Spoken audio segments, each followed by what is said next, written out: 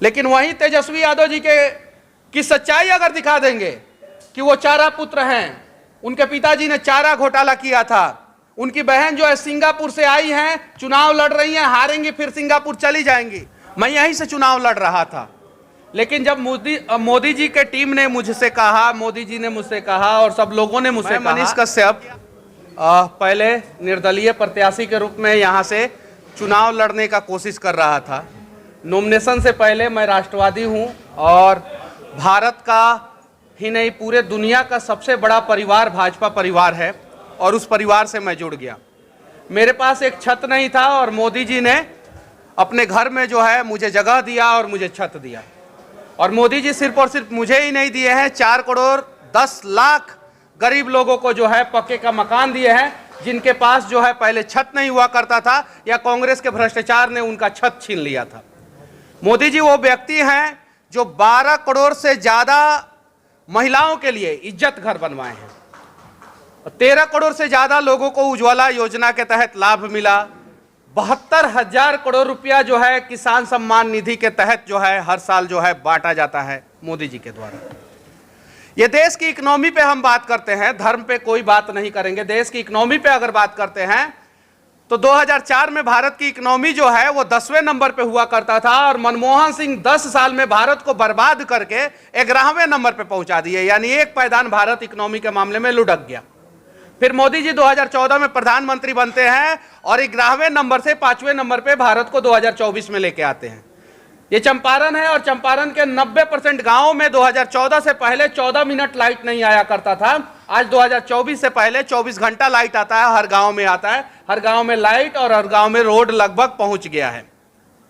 कुछ मुद्दा है चंपारण का, उसे पूरा किया जाएगा 5 साल अगर आप लोगों ने फिर मौका दिया। और मुझे पता है जितने भी राम भक्त है और जितने भी राष्ट्रवादी लोग हैं वो चंपारण के चारों सीट से नरेंद्र मोदी जी को जिताएंगे और यहाँ के भाजपा प्रत्याशी को जिताएंगे और मोदी जी को 400 पार पहुंचाएंगे। क्योंकि ये लौह कुश की भूमि है और महर्षि वाल्मीकि की भूमि है, गांधी की सत्याग्रह भूमि है और इतना क्रांतिकारी भूमि है, इतना महान भूमि है, इतना ऐतिहासिक भूमि है। और मुझे पता है देश के विकास में चंपारण के लोगों का अतुल्य योगदान होगा और सारे के सारे लोग जो है भारतीय जनता पार्टी को वोट देंगे, एनडीए प्रत्याशी को वोट देंगे। और यहाँ से जो है डॉक्टर संजय जायसवाल जी, पूर्वी चंपारण से राधा मोहन सिंह जी और वाल्मीकि नगर से सुनील कुशवाहा जी, सुनील कुमार जी जीतेंगे। और शिवहर भी, चूंकि शिवहर का 3 विधानसभा जो है वो पूर्वी चंपारण में आता है तो शिवहर भी चंपारण ही में कंसीडर किया जाएगा, तो वहां पे भी जो है एनडीए के जो प्रत्याशी हैं वो जीतेंगे। मैं यहीं से चुनाव लड़ रहा था, लेकिन जब मोदी जी के टीम ने मुझसे कहा, मोदी जी ने मुझसे कहा और सब लोगों ने मुझसे कहा कि आपको जो काम करना है वो काम करने का मौका जो है हम लोग जो है साथ मिलके देंगे, और मैं जो है भारतीय जनता पार्टी में शामिल हो गया। ये भारतीय जनता पार्टी ही कर सकता है जहां पे किसी भी टैलेंटेड व्यक्ति को जो है मौका मिल सकता है। आप राजद में जाइएगा, जो राजद आप लोगों को याद होगा, यहाँ पे जितने भी पत्रकार बंधु हैं, मिनी चंबल चंपारण को कहा जाता था और पूरे बिहार नहीं पूरे देश से किडनैपिंग करके जो है मंगलपुर के दियारा साइड में और वाल्मीकि नगर और बगहा साइड में रखा जाता था पहले। आज जो है चंपारण जो है विकास के रास्ते पे आया है। कुछ और विकास करना जरूरी है, जैसे बेतिया में रिंग रोड, रक्सौल के जाम के लिए रिंग रोड, रक्सौल में एयरपोर्ट। तो सिर्फ 10 साल हुआ मोदी जी का, 2014 से लेकर 24 तक। 2014 से 24 के बीच में मोदी जी ने ट्रांसपोर्टेशन सिस्टम अच्छा किया, यहाँ का सड़क व्यवस्था अच्छा किया। यहाँ पे मेडिकल कॉलेज नहीं था, बेतिया में मेडिकल कॉलेज बना, एयरपोर्ट के लिए जमीन अधिग्रहण हुआ और भी बहुत सारा काम हुआ है। यहाँ पे कुछ काम बाकी है जो 2024 से लेकर 2029 के बीच में करेंगे। और मुझे पता है कि बिहार के विकास में जो है चंपारण अपना अतुल्य योगदान निभाएगा। आप सभी पत्रकार बंधुओं से मैं कहना चाहता हूं कि आप लोग अगर भारतीय जनता पार्टी के नेता के खिलाफ भी वीडियो दिखाएंगे, उनकी कमियों को भी अगर दिखाएंगे, हालांकि उनके अंदर कमियां नहीं है, फिर भी अगर आप लोग दिखाएंगे तो आप लोगों के ऊपर एफआईआर नहीं होगा, एनएसए नहीं लगेगा, आप लोगों को जेल में नहीं डाला जाएगा। आप लोगों की सुरक्षा की जिम्मेवारी भारतीय जनता पार्टी और एनडीए सरकार उठाएगी। लेकिन वहीं तेजस्वी यादव जी की सच्चाई अगर दिखा देंगे कि वो चारा पुत्र हैं, उनके पिताजी ने चारा घोटाला किया था, उनकी बहन जो है सिंगापुर से आई हैं, चुनाव लड़ रही हैं, हारेंगी फिर सिंगापुर चली जाएंगी। मीसा भारती का करोड़ों का जो है बंगला जो है दिल्ली में है, फार्म हाउस है। तेजस्वी यादव जी का 450 करोड़ का बंगला है दिल्ली में। जो वेटनरी कॉलेज के एक चपरासी क्वार्टर से लालू प्रसाद यादव जी ने शुरुआत किया, आज उनका सारा बेटा बेटी जो है सेटल्ड हो गया। और बिहार के सारे गरीब लोग, यहां तक कि वो अपने जात भाई के, यादव भाई के लोगों का भी हक मार लिया और चारा घोटाला कर लिया। अगर ये सच्चाई दिखाइएगा और उनकी सरकार रहेगी तो आप लोगों को जेल में ठूस दिया जाएगा। अगर आप लोगों को भी आजादी चाहिए तो आप लोग भी जो है, भारतीय जनता पार्टी ने जो विकास किया है, कम से कम उस चीज को सही ढंग से आप लोग दिखा सकते हैं। और नहीं तो इंदिरा गांधी ने प्रेस के ऊपर क्या किया था आप सभी को पता है, और उन्हीं के वंशज है राहुल गांधी। जब अकबर रोड के हर एक प्रेस वाले के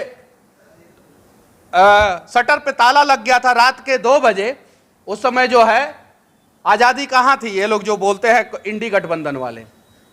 और जो राम के पद चिन्हों पे चलता है वो सबका साथ सबका विकास की बात करता है। नरेंद्र मोदी जी राम के पद चिन्हों पे चलने वाले राम भक्त हैं। और जितने भी लोग राम भक्त होंगे, जितने भी लोग देशभक्त होंगे, वो जो है नरेंद्र मोदी जी और एनडीए गठबंधन के साथ होंगे। क्योंकि 100 घंटे में 100 किलोमीटर रोड बनाने का रिकॉर्ड जो है सिर्फ और सिर्फ भारत बना सकता है और नरेंद्र मोदी जी के नेतृत्व में बना सकता है।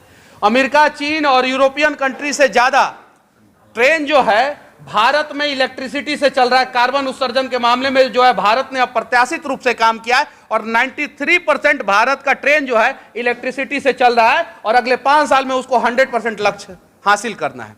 तो उसके लिए मोदी जी जरूरी है। दुनिया का सबसे लंबा एक्सप्रेसवे 1200 किलोमीटर, 1250 किलोमीटर लंबा एक्सप्रेसवे जो है वो भारत में बनता है। जो हाईवे के मामले में 2014 से पहले यूरोप के देश के लोग आते थे तो कहते थे कि भारत में सड़क में खड्डा है कि खड्डा में सड़क है। और बिहार की तो स्थिति एकदम दयनीय, बद से बदतर थी।